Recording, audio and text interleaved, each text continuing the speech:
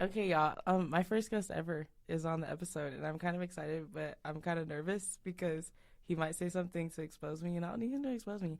But this is Jaylan in my eyes. Some people call him Reverend Jaylan because he's gonna be a reverend when he gets older, probably a pastor. Don't tell him that. He likes to be known as Jaylan B. Jordan, but I don't see the resemblance. Okay. He don't look like B.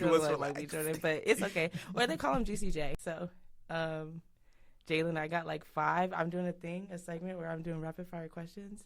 Okay. You got 25 seconds to answer 5 questions. 25? 25 seconds. Okay. You ready? I'm gonna put the timer out. I'm putting the timer out if y'all can see.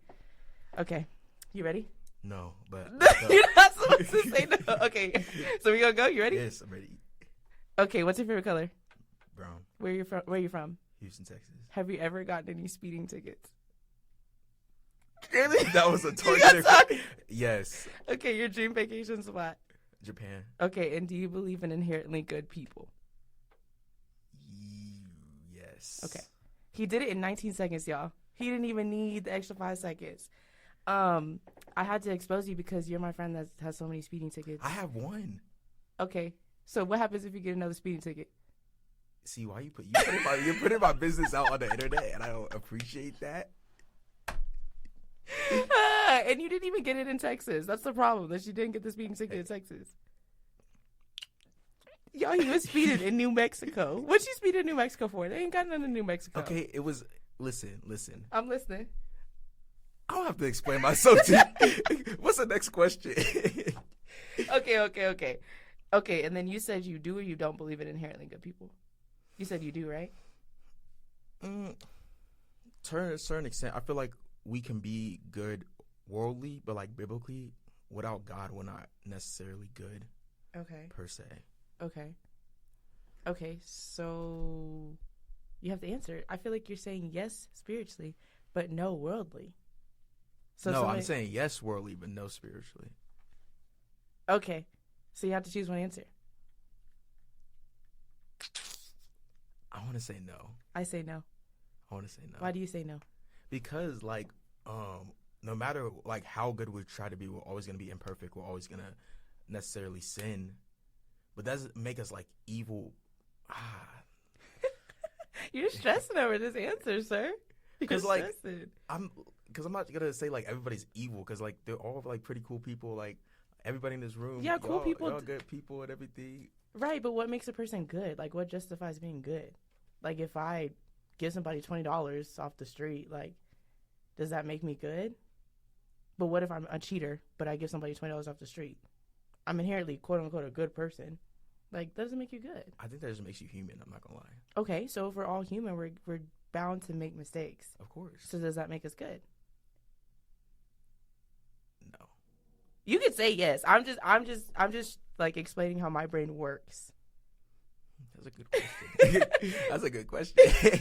I think that like it's a mind, like to the day I die, I might change my answer, but I believe spiritually, like you said, that we'll never be good because we were born without sinners. God. Yeah, well, without absolutely. Jesus. So because of Jesus, we're good. Yes, with Jesus, we can.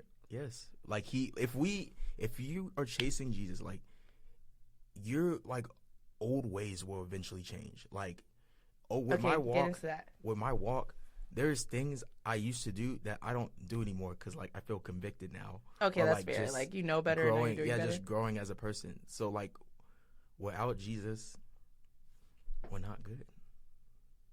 Okay, I agree. I have to agree with that. Okay, so getting into that, I kind of want to connect it, but I want you to provide a story time. Oh, gosh. Do you remember the worst whooping that you've ever gotten and why? I ain't really I'm not gonna lie, I was a great, perfect child. Don't lie. I ain't really get no whoopings. You never? Nothing. Okay, let me not lie. Oh, wow. Let me not he lie lying on the part. podcast. Let me not lie. Talking about good people, and he lying. But the worst whooping? Dang. I don't remember my worst whooping. Because I didn't really get too many. Because I wasn't bad. Okay, well, how many whoopings do you feel like? Can you count on your hands how many whoopings you? No, I definitely got whooped. But okay, well, give me. Okay, one of the stories that are memorable. I could tell you a time I should have got whooped. Okay. But that I did it. So okay, I'm ready for if it. y'all remember like Indiana Jones and everything when he had that little whip, right? No, ma'am. So we had a glass table, right? And my dad was like watching TV on the couch, and I was playing with like a belt, and I had like the other end, and I wasn't holding on to the metal end, I was holding on to like the belt, and I whipped the table, and it shattered. No, Jaylan. And like, how old were you? How are you strong enough to whip a table and break it? Listen, How old were you? I couldn't have been. It was at my old house, so it had to be like early elementary days. Oh no, sir. So like, I look at my dad and he looks at me, and then he goes back and watches TV. I put myself to sleep. I literally went to the bed, tucked myself in, and went to sleep. You said it's okay. I already know what I did. Because I thought I was gonna get a whooping. I'm not gonna lie to you. I thought he was gonna use the belt on me like I used it on the table, but he didn't. Thank God. Yeah. Yeah. My worst whooping, I told y'all last night, my mom got designer bags. And I don't know why mama get designer bags. I'm just playing. If you got the money to get a designer bag, I say get a designer bag. But she had this white, cute designer bag. I couldn't have been older than 10. I really don't think I was older than 10. And we went to this nice nail shop. I wanted to get pink or red. And I was like, Mom, look. And I slid the nail polish across the counter, and it fell on the floor and splattered all over her white designer bag. She made me clean it up. She looked at me. She wasn't talking much. And my mom, she has things to say. And so we drove home in silence. And when I got home, my sister saw me and knew that I was going to get that butt tore up. And I got that butt tore up, rightfully so, though. That was my own fault. And I learned not to play with my mom and her designer bags. But I got a lot of whoopings when I was little. And I got off the hook so much when I was little. But now I'm scared of belts and whoopings. So I know not to do it because the consequence of it was so big. You can make a sermon out of that. You know, when you get the whipping, it's just too bad. You said, I don't want to repeat that cycle.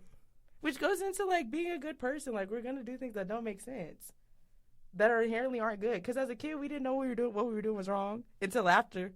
No, sometimes as a kid, you do what you were doing was wrong. Like, your mama then told you to stop, like, jumping on the bed, and then when it broke, you knew what you were doing. That's fair. But now when you're older, would you jump on the bed because you got to pay for the bed now? Yeah, I would. I'm not gonna lie. I would still jump on the bed. You're 21, trying to act like that. Sometimes you got to let your inner child live. Oh, okay. Right. Okay. So what is like?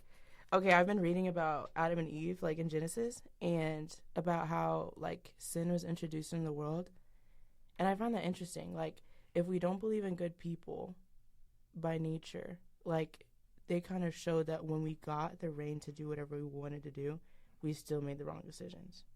So I just find that interesting, like, because it kind of shows that we're saved by grace and we're a sinner by nature. If I'm making sense. Yes. So, like, I never looked at it that way. Really? You read that, though. Yeah. I know you have. So, like, when you read, like, about Adam and Eve, what comes to mind? Honestly, a lot of, like, I see, like, it's kind of off topic, but I see like a lot of those like TikToks or Instagram reels was like, me when I get to heaven, I'm gonna fight Adam and Eve. But like, would you fight Adam and Eve, or would you fight Eve? I wouldn't fight either of them, because like if we're realistically thinking, if we were back in that situation, we would have made the same decision. Wholeheartedly, we would have made the same decision. So it's like, yeah, like we can't be mad at them, but like at the end of the day, we are just like them all the time. We always disobey God and fall from his grace. So I was thinking about the same thing. I said, if I was Eve, y'all would be mad at me. I bet that apple was really juicy. That's insane. I bet that was the best apple, the crispiest apple that she had ever seen in her life. Red, golden, not rotten, no dents in it. And she said, look at this cute little apple. And she ate it. And then she gave it to her man. She said, oh my gosh, you should eat it. And he ate it. Anywho, no, but for real, like, the people that you hang around too, they hold weight in your life too. Do you agree with that? Yeah, I think it's like, what is it? The top 5 people you hang out with influence you. Like, even if you think they don't, but they definitely do. Like, if you hang around like a bunch of potheads, you will eventually like smoke a little bit. I mean, there's some people that like will stay strong, but I mean, if you're around it enough, one day you'll be like, you know what? Maybe I should try it. Interesting. Or like, what's another good one? Like, you hang around a bunch of like really buff, fit people, you're gonna start working out too. You think so? Yes. You're gonna pick up their habits. They might have one skinny friend. I'm just saying, like, the top 5 people you hang around with influence you in some way or another. You gotta like sit back look at your friends and then look at your own actions and see if they kind of reflect your friends. Did you see that on like an Instagram quote, or did you read a book about it? Because I know you like reading books and stuff. I don't think I read that. Honestly, I think I kind of just looked at myself and then looked at who I was surrounding myself with and seeing, like, it was nothing bad. Like, all of my friends are good people. If you one of my top 5 homies, I love you. Shout out. He said I'm not one of his top 5 homies. He finna get beat up after this podcast. He thinks I'm kidding.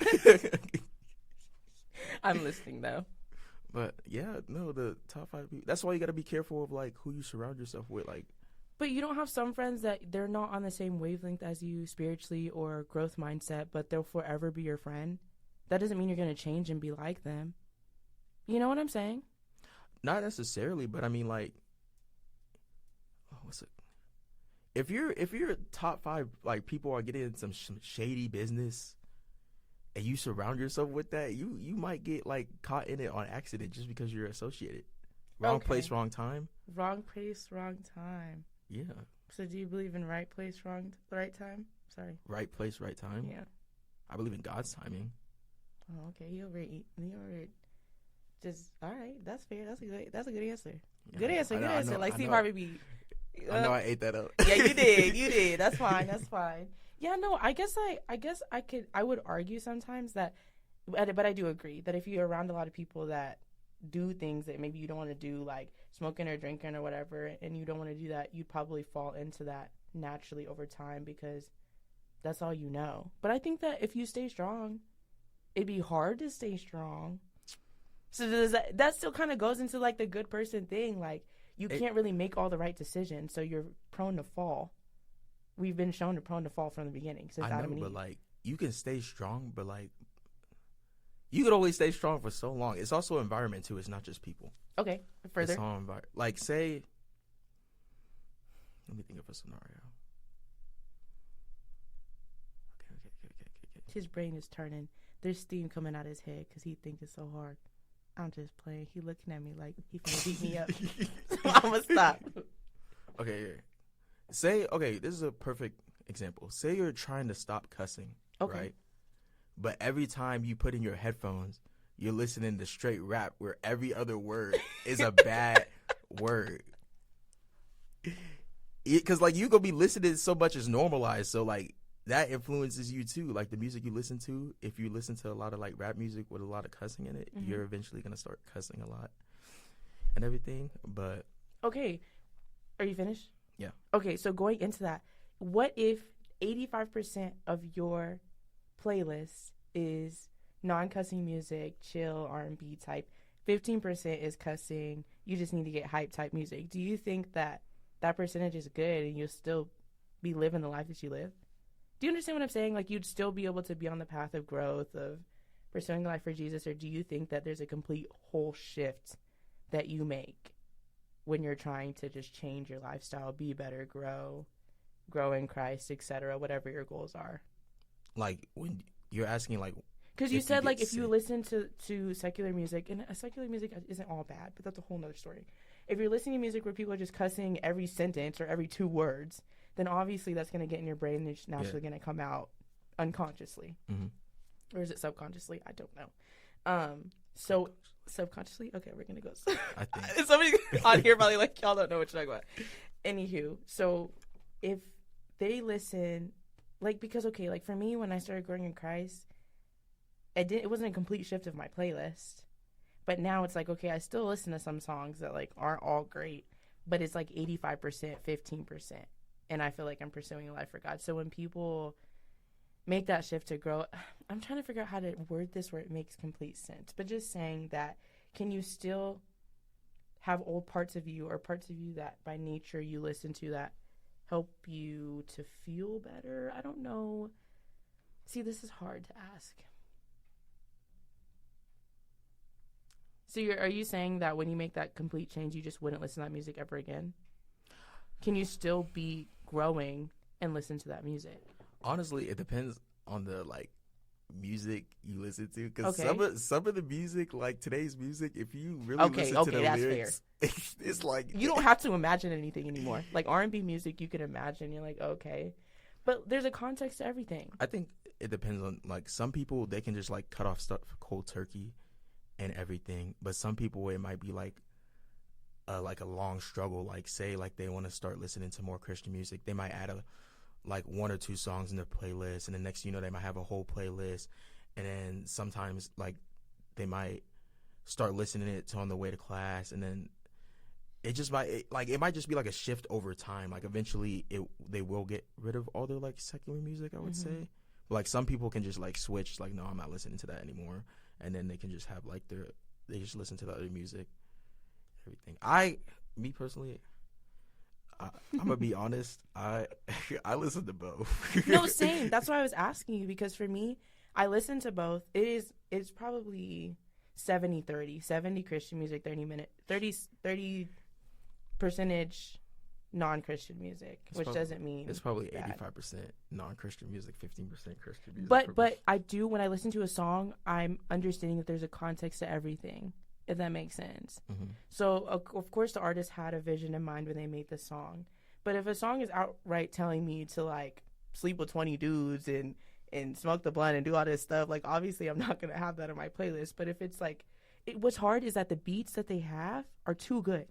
So we need these Christian rappers or Christian R&B artists to give me something good, because I think that's a problem. Because for me, you captivate a person by the beat and then you listen to the words. That's how I go. Maybe some people listen to the words first, but I think that's how, like, I get locked in sometimes, because it's like, oh my gosh, that beat is too good. And then you hear the lyrics and you're like, what did you just say? That's when you gotta listen and don't judge. We listen and we don't judge. You just gotta bob your head. Yeah, I think it's just like writing on your goals and saying, like, okay, and finding good songs. Like, sometimes you gotta dig deep. And I said it this morning, Spotify is better than Apple Music. Okay, good. I made the change, and Okay, I yeah. said I was a bandwagon, and then I thought we were I about made to the have switch. an argument. No. Spotify is it puts better you on than new Apple music. Yes. And Apple Music is just, it sticks with what you got. I need a change. All right. That I guess we realize that people aren't good. The change is slow and steady for some and cold turkey for others. I'm still making the change. I need to start the change. We appreciate honesty on here. We listen and we don't judge. That's the moral of the story. But to kind of wrap it up, the scripture that I want to go off of is Ephesians 2:8, and it says, "For grace you have been saved through faith, and this is not your own doing; it's the gift of God." So it just kind of shows that we're a sinner by nature, but we're saved by grace. And that question of, like, do you believe in inherently good people is, I don't, because if we were Eve in the garden, we would have made the mistakes to eat the apple too, and that's okay. Because I think about, in the Bible, you're learning by other people's mistakes. We learn so much from other people doing the wrong thing. So we're going to make the wrong decision, and then we figure out what's right. See, like, for us, it was like, if the consequence was too bad, I'm not going to do it again. So, yeah. That's true. But Jaylan B. Jordan was my first guest. Reverend Jaylan. Y'all need to call him Reverend Jaylan, because in 10 years from now, he's going to be a preacher of a church, and you're going to be like, what the heck? Who told you that? Yeah, so I know. God gave me that that vision in my heart. I'm just playing. He didn't tell me that. He did not tell me that. He did not tell me that. Anywho, yeah. So, as always, thank you for listening, and thank you for listening to my first guest ever, Reverend Jaylan. Thank you for having me on here. Do you want to finish it out for us, Jaylan? You know the outro. Remember, y'all, love God, love people. Yes, you're so loved. You're so valued. And as Jaylan said, love God, love people.